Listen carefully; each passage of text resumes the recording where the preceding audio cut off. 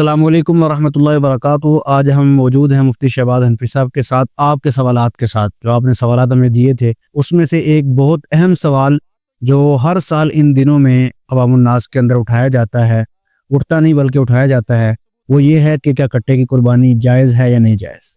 سب سے پہلے تو مفتی صاحب کا شکریہ ادا کرتے ہیں۔ مفتی صاحب بہت شکریہ، آپ نے ہمیں وقت دیا، اور سوال تو آپ کے سامنے آ چکا ہے کہ یہ سوال ہر سال جو ہے نا وہ اٹھتا نہیں بلکہ اٹھا دیا جاتا ہے۔ تو عوام الناس کی قرآن و سنت کی روشنی میں رہنمائی فرمائیں کہ کٹے کی قربانی جائز۔ جس نے نہیں مانا اس نے تو قرآن و حدیث کو سمجھ کبھی نہیں۔ جی ایسے جس نے ماننا ہے، آپ ایک دو دلائل بھی دیں گے، وہ بات مانگے۔ تو قرآن و حدیث کی روشنی میں عوام الناس کو بتائیں کہ کٹے کی قربانی جائز ہے کہ ناجائز۔ بسم اللہ الرحمن الرحیم۔ جی آپ نے بڑا اہم سوال ہے، آپ کا بہت شکریہ۔ تو اصل بات یہ ہے کہ وہی آپ نے کہا جو قرآن و حدیث کی روشنی میں، تو اگر ہم سمجھنا چاہیں تو ہمارے لیے بڑا ہی آسان ہے۔ اگر ہم نہیں سمجھنا چاہیں تو ایک لفظ جاموس جس کا معنی ہے بھینس، اسی پہ اڑ جائیں گے پھر تو کام خراب ہو جائے گا۔ جب اڑ جائیں گے تو پھر تو کوئی کام خراب ہو جائے گا۔ اگر آپ کہتے ہیں جی ہم اہل حدیث ہیں، ہم قرآن و حدیث کو ہی مانتے ہیں، تو پھر میرا ہی سوال یہ ہے کہ قرآن و حدیث میں جاموس کا لفظ ہی، بھینس کا لفظ ہی دکھاؤ۔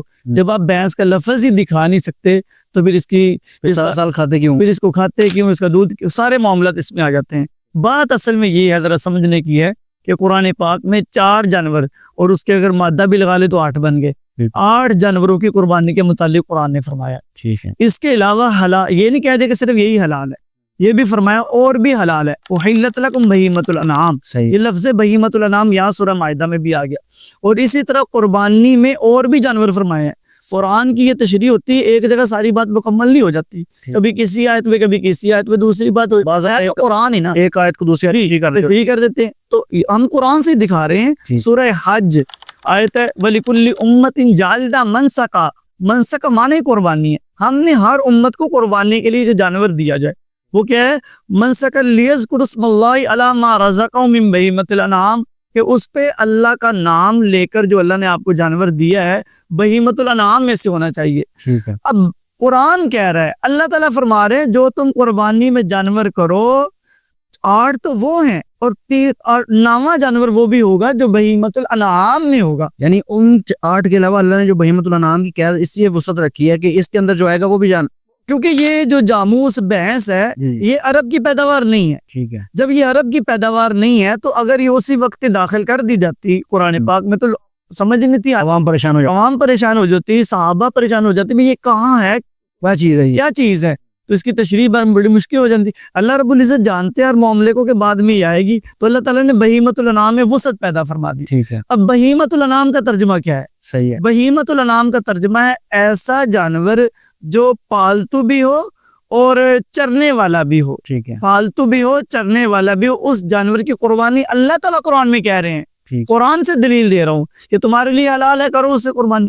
ابھی قرآن پاک سے آ گیا ایسا جانور جو چرنے والا بھی ہو اور پالتو بھی ہو۔ اب یہ دیکھو نا، پالتو جانوروں میں چرنے والا تو ہے ہرن، چرنے والا تو ہے زیبرا بھی چلتا ہے، ہرن بھی چرتا ہے، نیل گائے بھی چرتی ہے، لیکن یہ پالتو نہیں ہے، یا وغیرہ یہ پالتو نہیں ہے، بس یہ بڑی مشکل سے ملتے ہیں۔ تو یہ قید جو ہے یہ اس لیے ہے کہ پالتو بھی ہونا چاہیے اور بھینس کے اندر پائی جاتی ہے۔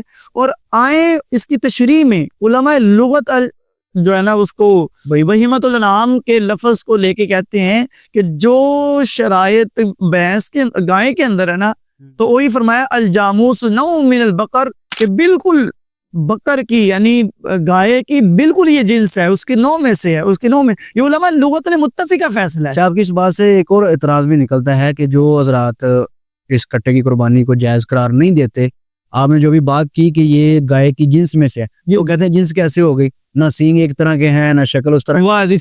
یہ دیکھو کتنی یہ بات اچھی نہیں ہے کہ سینگ ایک طرح کے نہیں ہے، تو پھر گایوں میں بھی فرق ہے، ان کی جنسوں میں فرق ہے، ان کی نسلوں میں فرق ہے، تو ان کا بھی مختلف ہو گیا۔ تو پھر یہ اڑنے والی بات ہے، تو پھر موسیٰ علیہ السلام کی قوم کی طرح اڑ لیں کہ بھئی وہ کیسی ہونی چاہیے گائے، یہ ہونی چاہیے، وہ یہ کوئی دلیل نہیں بنتی، یہ کوئی بات نہیں بنتی، یہ ویسے کر دی ہے۔ تو علماء لغت نے بالکل وہی چیز یعنی جو گائے ہے وہی چیز فرمایا کہ نوع من البقر، یہ بالکل گائے کی جنس میں سے ہے۔ آئیں علماء محدثین میں سے، علماء محدثین نے جب زکوٰۃ کی وہ حدیث کے حوالے سے کہ جی زکوٰۃ گائے میں آئے گی، اتنی آئے گی، جو نصاب مقرر کیا ہے، سب کا متفقہ فیصلہ ہے کہ وہی نصاب بھینس میں بھی چلے گا، ٹھیک ہے. اور بھینس کے حلال علماء اہل حدیث کا بھی اس پہ فیصلہ اتفاق ہے. علماء اہل حدیث کا بھی اس پہ وہ زکوٰۃ لیتے ہیں زکوٰۃ لیتے ہیں، زکوٰۃ کے بارے بھی لیتے ہیں لیکن قربانی نہیں کرتے. قربانی نہیں کرنی. زکوٰۃ کی باری میں زکوٰۃ کا بھی نصاب چلے گا، پھر دودھ کی باری میں گائے کی طرح دودھ بھی اس کا چلے گا، پھر کٹے کے گوشت بھی ہم کھائیں گے. اور جناب بیاہ شادیوں میں بھی کٹا خوب ہونا چاہیے اور مزہ دار ہونا چاہیے. پھر لسی، دودھ، دہی اور مکھن اور گھی، یہ سارا کچھ ہم کھاتے ہیں، سارا کچھ کرتے ہیں. یہ سارا جو حلال ہوا ہے بہیمۃ الانعام کی تشریح کی وجہ سے ہوا ہے. تو جب یہ سب کچھ حلال ہو گیا ہے تو پھر قربانی کیوں حرام ہو گئی؟ بات سمجھ رہے ہیں؟ حدیث مبارکہ میں باقاعدہ منع فرمایا گیا کہ ایسا جانور جو کچلی والا ہو، جس کے 2 دانت آگے ہوں، یعنی ذو نابن، کچلی والا جانور جس کے 2 لمبے دانت ہوں اور وہ شکار کرنے والا جانور ہو، فرمایا یہ جانور تمہارے لیے حرام ہے. حدیث میں آیا. تو اب بھینس کو اس کے متعلقہ دیکھ لیں.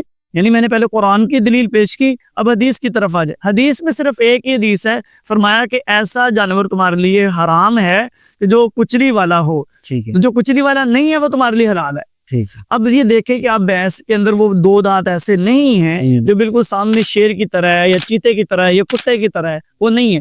تو کوئی ایسی نہ حدیث کے حوالے سے کوئی ممنوع ہے نہ قرآن کے حوالے سے کوئی منع کیا گیا ہے، تو کس بات پہ منع کر رہے ہیں؟ پھر مزے کی بات یہ ہے کہ علماء امت کا اجماع رہا ہے. اجماع رہا ہے. ٹھیک. علماء امت کا، چاروں ائمہ کا اجماع رہا ہے، پھر پوری امت کا اجماع چلا آ رہا ہے.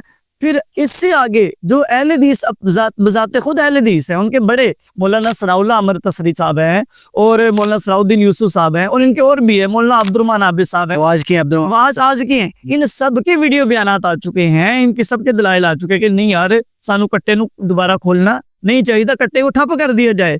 تو یہ ان کو چاہ ہوتا ہے کہ جناب ہم بھی تھوڑا مشہور ہو. آج کل منڈی میں بھی ایک مولوی صاحب گھوم پھر رہے ہیں، تو ان کو چاہے کہ میں ذرا جو ہے نا تھوڑی سی اپنی تشہیر کروا لوں مشہور ہونے کے لیے.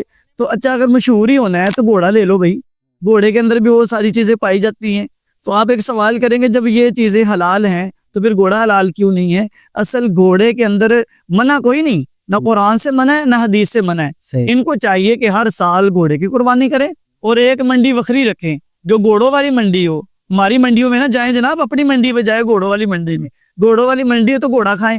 تو یہ کوئی مشکل نہیں، میں نے قرآن بھی پیش کر دیا، حدیث بھی پیش کر دی اور علماء امت کا اجماع بھی پیش کر دیا. ان کے علماء سے بھی دلائل پیش. اب علماء امت کی اجماع آ جانے کے بعد بھی کہ جو اپنی مرضی کرے تو پھر حدیث مبارکہ اس پہ فٹ ہوگی نا کہ نبی مکرم صلی اللہ علیہ وسلم نے فرمایا کہ قرب قیامت ایسے لوگ آئیں گے جو ایسی باتیں قرآن و حدیث سے نکال کے پیش کریں گے جو تمہارے آباء و اجداد نے بھی سنی نہیں ہوں گی. تو ہمارے آباء و اجداد نے نہیں سنی، ہمارے آباء و اجداد کہتے آ رہے ہیں کہ بھینس کی قربانی جائز ہے، بھینس کی قربانی جائز ہے، اور یہ آ کے کہ نیا صدی کے اندر آگے انہوں نے جناب کا اصل نا یہ نیا دور پیدا ہو رہا ہے نا، جدت پیدا ہو رہی. تو ہم کہتے ہیں اگر تم نے جدت ڈالنی ہے اصول یاد رکھنا.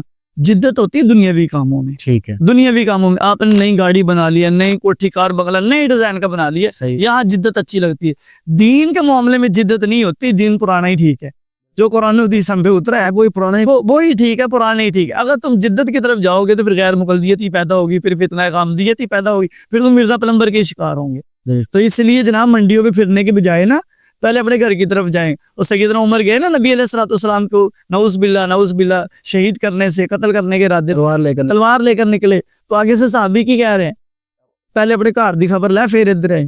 تو اس لیے حضرت عمر واپس لوٹ آئے نا، تو میں تمہیں وہاں سے دلیل دے رہا ہوں، یعنی حدیث سے دلیل دے رہا ہوں. آپ کے بڑے مان گئے، میں تمہیں حدیث سے دلیل دے رہا ہوں کہ جناب منڈی چھوڑیں، آپ منڈی سے باہر آئیں اور اپنے گھر کی طرف جائیں اور جا کر اپنے علماء سے پوچھیں کہ بھی آپ لوگوں نے کیوں بھینس کی قربانی جائز کرا. بالکل صحیح جی، یہ بات ہے. اللہ رب العزت سمجھنے کی توفیق عطا. ماشاءاللہ جی، تفصیلی جواب مفتی صاحب نے دے دیا ہے. اللہ کرے کہ یہ اس سال کٹا بند جائے اور پھر ہر سال یہ دوبارہ. انشاءاللہ. بہت شکریہ مفتی صاحب، آپ کا وقت دیا. السلام علیکم. وعلیکم السلام.